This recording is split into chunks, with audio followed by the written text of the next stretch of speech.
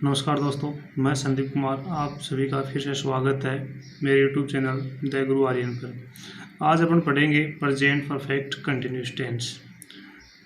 अगर आपने अभी तक मेरे चैनल को सब्सक्राइब नहीं किया है तो प्लीज़ चैनल को सब्सक्राइब करें और वीडियो को लाइक करें। तो दोस्तों, आज अपना टेंस है प्रेजेंट परफेक्ट कंटिन्यूस टेंस। सबसे पहले इसकी पहचान क्या होती है कि जिन हिंदी वाक्यों के अंत में समय या से के बाद, इसमें थोड़ा देखना, समय या से के बाद रहा है, रही है, रहे हैं, रहा हूँ, रही हूँ इत्यादि शब्द आते हैं, वह tense present perfect continuous tense ही कहलाता है। यानी कि इस टेंस में किसका प्रयोग किया जाता है? समय का। इसमें समय भी आएगा। ठीक है दोस्तों। उसके बाद में हेल्पिंग वर्ब की, इस टेंस में हेल्पिंग वर्ब कौन सी होती है? इस टेंस में हेल्पिंग वर्ब हैज़ बीन और हैव बीन।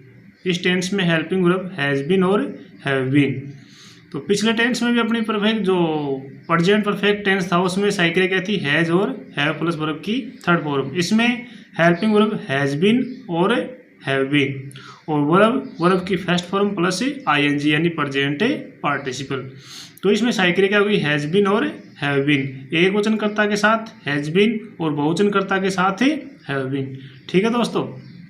उसके बाद में इसमें एक एक्स्ट्रा क्या है कि समय के लिए क्या प्रयोग है? इसमें समय के लिए सिंस तथा फॉर का प्रयोग होता है। किसका होता है? समय के लिए सिंस तथा फॉर का।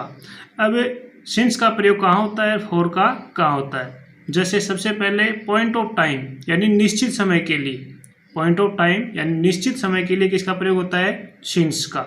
उसके बाद में पीरियड ऑफ टाइम यानी अनिश्चित समय के लिए किसका प्रयोग होता है? फॉर का। अब निश्चित समय कौन से होते हैं, अनिश्चित कौन से हैं, ये मैंने नीचे अच्छी तरह से विस्तार से बताया है। जैसे पॉइंट ऑफ टाइम जैसे बजे, बार, सन, तारीख, महीना, मॉर्निंग, इवनिंग, ये सारे के सारे किस में आते हैं? पॉइंट ऑफ टाइम यानी निश्चित समय में। और इनके लिए किसका प्रयोग होगा? सिंस का। बजे जैसे 10 बजे से, 2 बजे से, 5 बजे से। वार जैसे सोमवार, मंगलवार, बुधवार। सन जैसे 2010 से, 2005 से, 2000 से। तारीख जैसे 5 तारीख से, 6 तारीख से, 10 तारीख से। महीना जैसे जनवरी, फरवरी, मार्च, अप्रैल। और मॉर्निंग और इवनिंग, इनके लिए किसका प्रयोग होगा? सिंस का। उसके बाद में पीरियड ऑफ टाइम में जैसे घंटा, दिन, साल, महीने। घंटा जैसे 2 घंटे से, 10 घंटे से, 5 घंटे से। दिन जैसे 2 दिन से, 5 दिन से, 10 दिन से। साल जैसे 10 साल से, 20 साल से, 30 साल से। महीने जैसे 2 महीने से, 6 महीने से, 5 महीने से। ठीक है दोस्तों। तो इनके लिए किसका प्रयोग होगा? फॉर का। और पॉइंट ऑफ टाइम के लिए सिंस और पीरियड टाइम के लिए फॉर। यानी बजे, वार, सन, तारीख, महीना, मॉर्निंग, इवनिंग, ये पॉइंट ऑफ टाइम है, इसके लिए सिंस का प्रयोग होगा। और पीरियड ऑफ टाइम यानी घंटा, दिन, साल, महीने, इसके लिए किसका प्रयोग है? फॉर का। ठीक है दोस्तों। आगे अब कुछ उदाहरण करते हैं, उदाहरणों में स्थिति अच्छी तरह से साफ हो जाएगी। जैसे सिंपल या अफर्मेटिव सेंटेंस। तो सबसे पहले स्ट्रक्चर क्या है? सबसे पहले क्या आएगा? सब्जेक्ट, फिर हेल्पिंग वर्ब यानी हेल्पिंग वर्ब हैज बीन या हैव बीन। अब सब्जेक्ट अपना यदि एक वचन है तो हैज बीन और बहुवचन है तो हैव बीन। ठीक है दोस्तों। उसके बाद में वर्ब की फर्स्ट फॉर्म प्लस आईएनजी। उसके बाद में ऑब्जेक्ट, फिर सिंस या फॉर और फिर टाइम यानी लास्ट में टाइम, उससे पहले सिंस या फॉर। ठीक है दोस्तों। अब जैसे पहला उदाहरण है, राम सुबह से पुस्तक पढ़ रहा है। राम सुबह से पुस्तक पढ़ रहा है। सबसे पहले क्या? सब्जेक्ट क्या हो गया? राम। अब राम एक वचन है तो साइकिल क्या ले ली? Has been. Ram has been. उसके बाद में वर्ब की फर्स्ट फॉर्म, वर्ब क्या है? पढ़ना, रीड में क्या लगाना है? I N G. Ram has been reading, क्या पढ़ रहा है? पुस्तक, a book. Ram has been reading a book. अब देखो दोस्तों, सुबह से पढ़ रहा है, सुबह यानी पॉइंट ऑफ टाइम, तो सिंस मॉर्निंग। ठीक है दोस्तों। Ram has been reading a book since morning. ठीक है दोस्तों। उसके बाद में दोस्तों अपना दूसरा उदाहरण है वे 2 घंटे से क्रिकेट खेल रहे हैं। तो सबसे पहले सब्जेक्ट क्या है? वे को इंग्लिश में क्या लिख दिया? दे। अब दे बहुवचन है तो साइकिल क्या हो गई? Have been. उसके बाद में वर्ब की फर्स्ट फॉर्म प्ले में क्या लगाना है? I N G, playing. They have been playing cricket. अब 2 घंटे से यानी 2 घंटे से पीरियड ऑफ टाइम अनिश्चित समय, यानी कौन से 2 घंटे से? तो for 2 hours. They have been playing cricket for 2 hours. ठीक है दोस्तों, ये हो गए अपने सिंपल या अफर्मेटिव सेंटेंस। उसके बाद में अगला नंबर आता है नेगेटिव सेंटेंस। अब नेगेटिव सेंटेंस में सबसे पहले नेगेटिव सेंटेंस का स्ट्रक्चर। स्ट्रक्चर क्या होता है नेगेटिव सेंटेंस का? सबसे पहले सब्जेक्ट, फिर हैज या हैव प्लस नॉट प्लस बिन। दोस्तों ध्यान रखना, ये हैज बिन और हैव बिन इन दोनों के बीच में नोट आता है। नेगेटिव जो सेंटेंस होते हैं इनमें नोट इन दोनों के बीच में आएगा, हैज बिन और हैव बिन, इन दोनों के बीच में हैज नॉट बिन और हैव नॉट बिन। तो सब्जेक्ट प्लस हैज या have plus not plus been plus verb की first form plus ING plus object plus since या फॉर प्लस टाइम। ठीक है, तो सबसे पहले मैंने दोस्तों इसका क्या लिया है? एग्जाम्पल। एग्जाम्पल क्या है? सीता 2 घंटे से कपड़े नहीं धो रही है। तो सबसे पहले सब्जेक्ट, सब्जेक्ट क्या हो गया? सीता। उसके बाद में सहायक क्रिया, सहायक क्रिया हैज या हैव प्लस नॉट प्लस बिन। अब सीता एक वचन है तो हैज नॉट बिन। फिर वर्ब की फर्स्ट फॉर्म वॉश, उसमें क्या लगा दिया? I N G. Sita has not been washing. Object clothes, अब 2 घंटे से यानी पीरियड ऑफ टाइम, तो क्या लगा दिया? For 2 hours. ठीक है दोस्तों, उसके बाद में दूसरा उदाहरण है, मोहन 10 बजे से पुस्तक नहीं पढ़ रहा है। मोहन 10 बजे से पुस्तक नहीं पढ़ रहा है। तो सबसे पहले सब्जेक्ट, सब्जेक्ट क्या हो गया? मोहन। मोहन एक वचन है तो हैज, फिर क्या लगा दिया? नॉट, फिर been. Mohan has not been. फिर वर्ब की फर्स्ट फॉर्म रीड, उसमें क्या लगा दिया? I N G. Mohan has not been reading a book since 10 o'clock। अब कितने हैं? 10 बजे से, तो पॉइंट ऑफ टाइम निश्चित समय है 10 बजे से, तो निश्चित अर्थ क्या आ जाएगा? Since 10 o'clock। ठीक है दोस्तों, उसके बाद में अगला नंबर आता है इंट्रोगेटिव सेंटेंस। इंट्रोगेटिव सेंटेंस का सबसे पहले स्ट्रक्चर। स्ट्रक्चर क्या होता है इंट्रोगेटिव सेंटेंस का?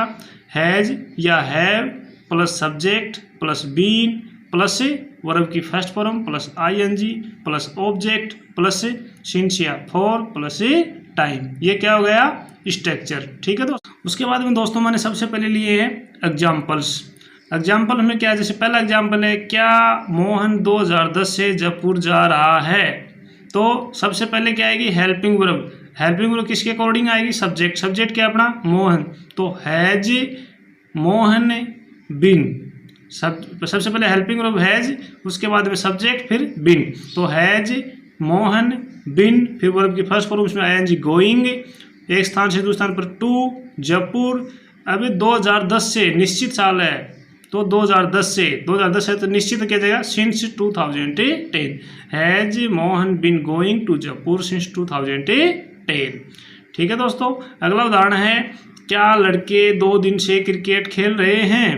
तो सबसे पहले क्या यानी हेल्पिंग वर्ब। अब हेल्पिंग वर्ब किसके अकॉर्डिंग? सब्जेक्ट के। सब्जेक्ट क्या है अपना? लड़के। लड़के एक वचन है बहुवचन? बहुवचन, तो क्या जाएगा? Have boys been playing cricket for 2 days। यानी इसमें 2 दिन से, यानी कौन से 2 दिन से? तो समय है वो अनिश्चित है, और अनिश्चित तो क्या जाएगा? For. Have boys been playing cricket for 2 days। ठीक है दोस्तों, उसके बाद में लास्ट है अपना interrogative and negative sentence. Interrogative and negative sentence. Interrogative और नेगेटिव सेंटेंस का सबसे पहले स्ट्रक्चर।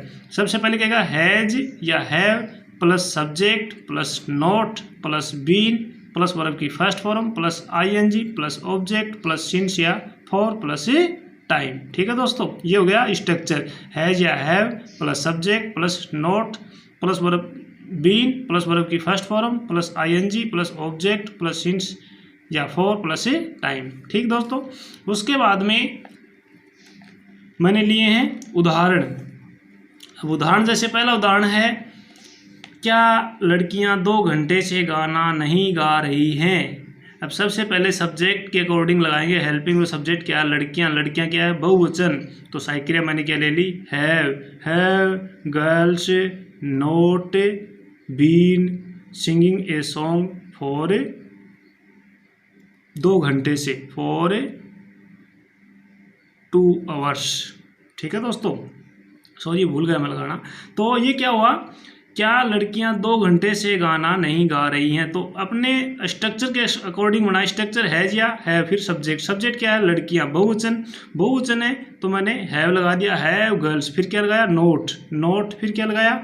बीन। बीन लगा दिया। फिर क्या है? वर्ब की फर्स्ट फॉर्म प्लस आईएनजी।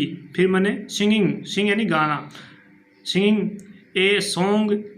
अब टाइम 2 घंटे से अनिश्चित, तो फॉर 2 आवर्स। ठीक है दोस्तों।